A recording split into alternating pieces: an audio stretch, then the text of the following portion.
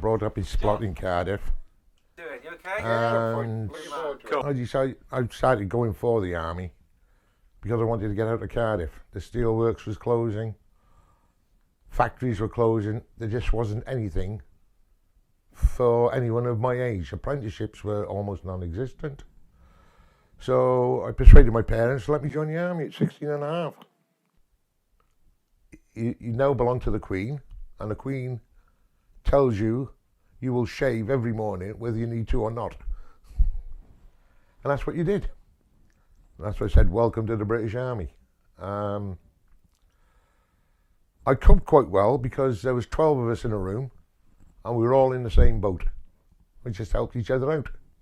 And we survived.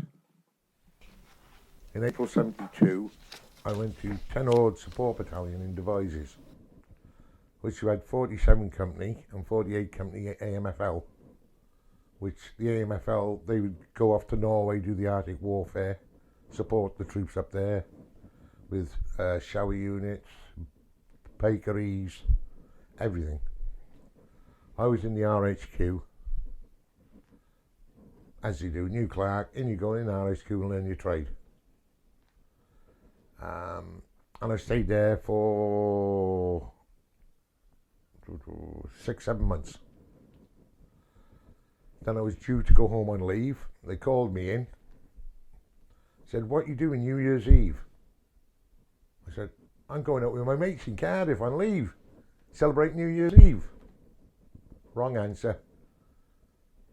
Report to Liverpool, you're going to Northern Ireland for 6 weeks. Oh, all right then. So off I toddled with all my gear, and I left there 2 years later.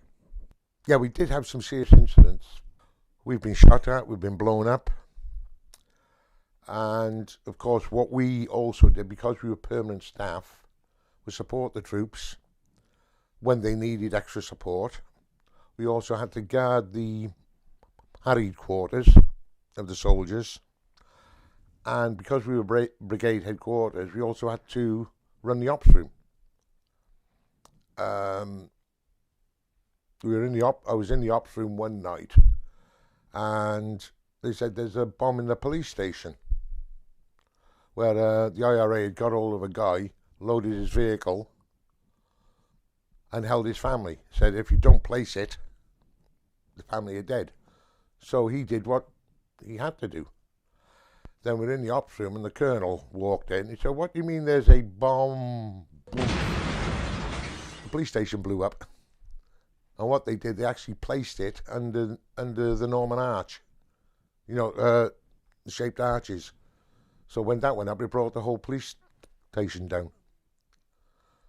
They got everybody out in time because the guy went in and told the police officers. Yeah, I was actually on, it was my night on duty in the ops room. So as I went there, I was actually petrified. I was only just 18 and a half. I was petrified. But then you got into work, you got into a routine, and it's the same as with all young men. I'm immortal. I'm not going to die.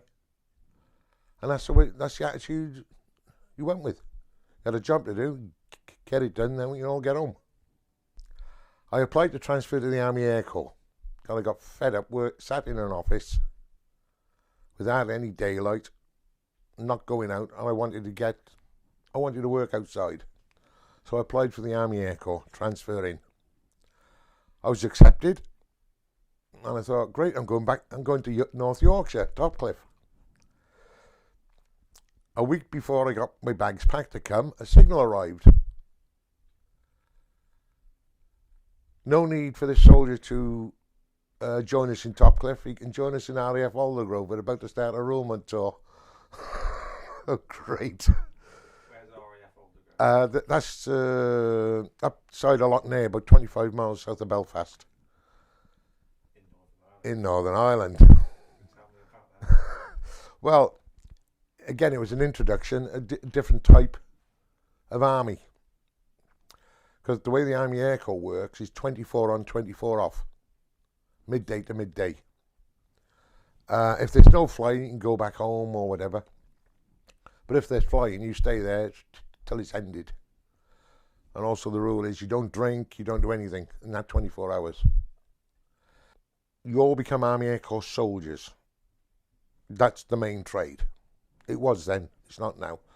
But then you had to be a ground crewman, a refueler, a signaller, a driver, and a clerk. You had to have those 5 trades just underneath. You go into the disc when it's turning and burning with a torch at night or in the day, and you check in for the levels of the oils and everything.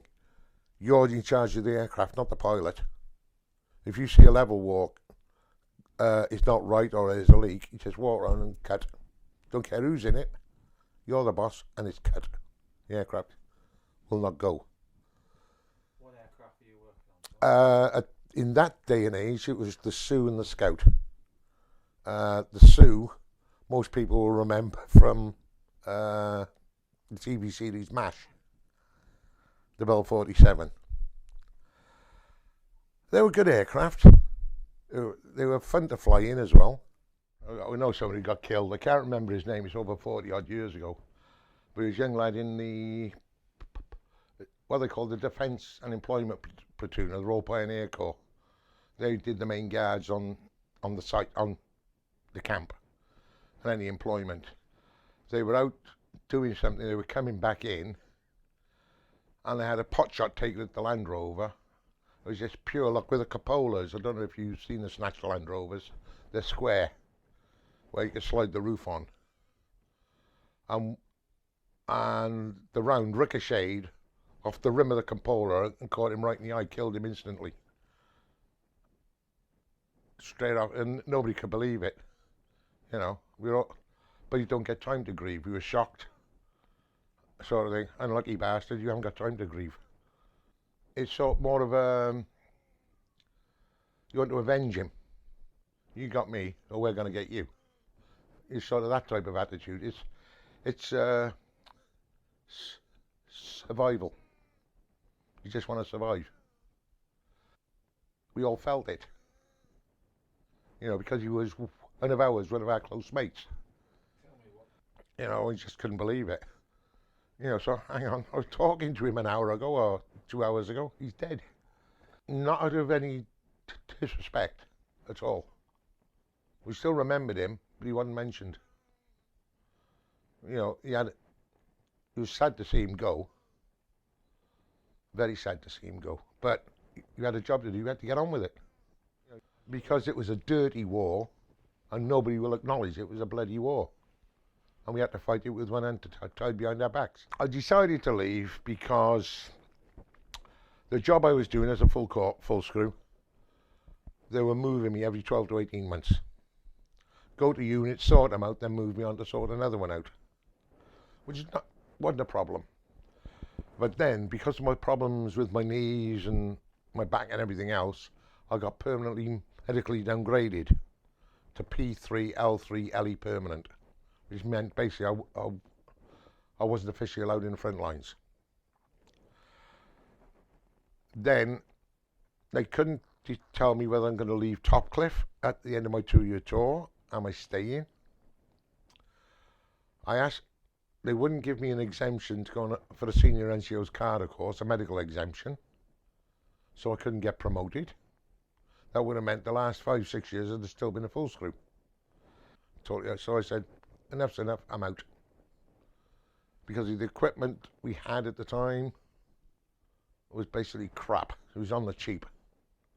We had no support with the equipment you had, and it's just knackered up my knees. Completely. When I came out, I became a bus driver, because being a normal man, I wanted to support my family. I then fell into working for South Wales Police. Started off as a traffic warden, ended up in the Crime Bureau after 15 years. I combined my army pension and my police pension together. Then 6 months after that, I keeled over with a heart attack and they pensioned me off.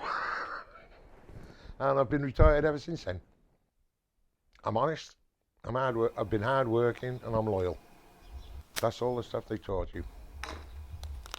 And with the guys from 662 Squadron. We still meet up every year, fall over, get drunk, but we don't have a drink problem.